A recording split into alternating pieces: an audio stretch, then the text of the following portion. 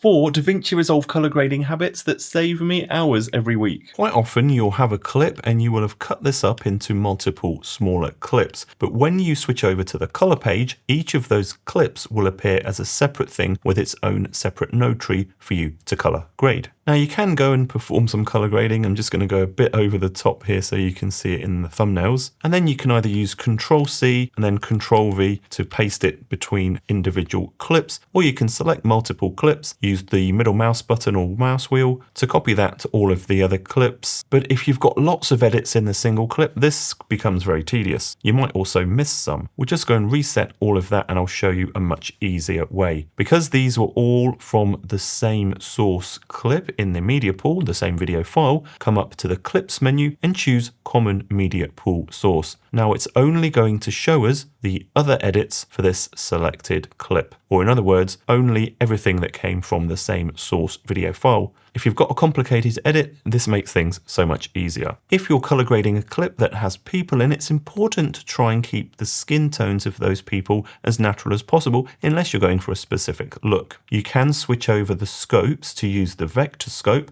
and in the settings for the vector scope, make sure that this skin tone check box is checked. You can also make this scope easier by clicking this button to zoom in the colors. And now you can adjust things to make sure that the skin part of the image falls roughly along this skin tone line, but it can be a bit hard to see, especially if you're just starting out. A much easier way is to use a plugin like this Mono Nodes plugin. I'll put a link to it in the description, and this is the free version. You can use it. You do get these black boxes on, but you can turn it off and these won't be exported in your final video. Make sure you've turned on skin tone indicator, and now in a separate node you can perform your color grading, and what you want is for the skin tones of the people's skin to fall within the yellow, magenta or green, and they indicate the side of the skin tone line the skin is going to be on. This saves me a ton of time, and if you're not very experienced with color grading, let's just disable that node. It can make things so much easier. This is after, this is before, this is after, this is before.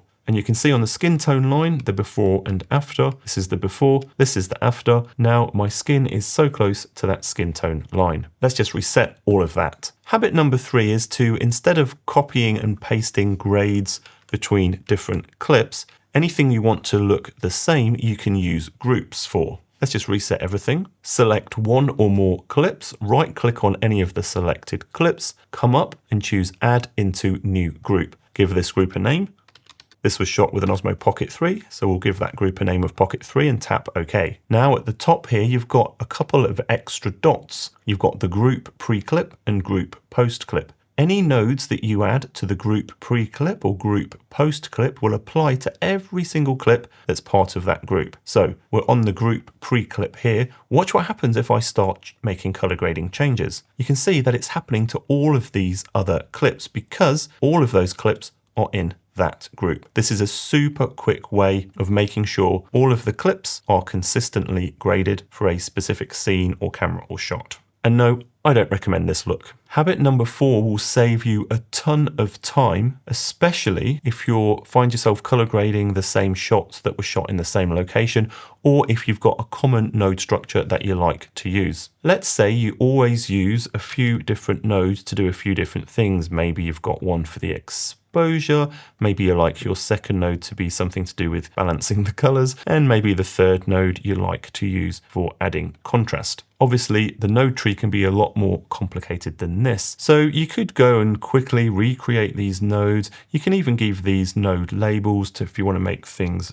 easier to remember, but this can waste a lot of time. Instead, what you can do is open up the gallery. You've got a couple of different sections, stills and power grades. If I right click on this middle area and choose grab still, we get this entry appear here. And if you want to, you can give this a label. Now, if you click on one of these other clips, right click on this still and choose apply grade, it's going to effectively copy that node structure and any changes in those nodes to that new clip. This might seem similar to copying and pasting, but the benefit of this approach is that if you drag from the still section over to the power grade section, anything in this power grade section will be available to any project that you're color grading, not just the project that you're currently working on. I've got a ton of things that save me time. I've got a basic template node graph that I use on almost every video, and I can simply right click that, choose apply grade, and now I've got my node graph templates ready to go. This node graph template also includes that skin tones plugin. Check out this video next. I'm Jason Roberts. This is DaVinci Dojo. Please subscribe and hopefully I'll see you in the next one. Bye.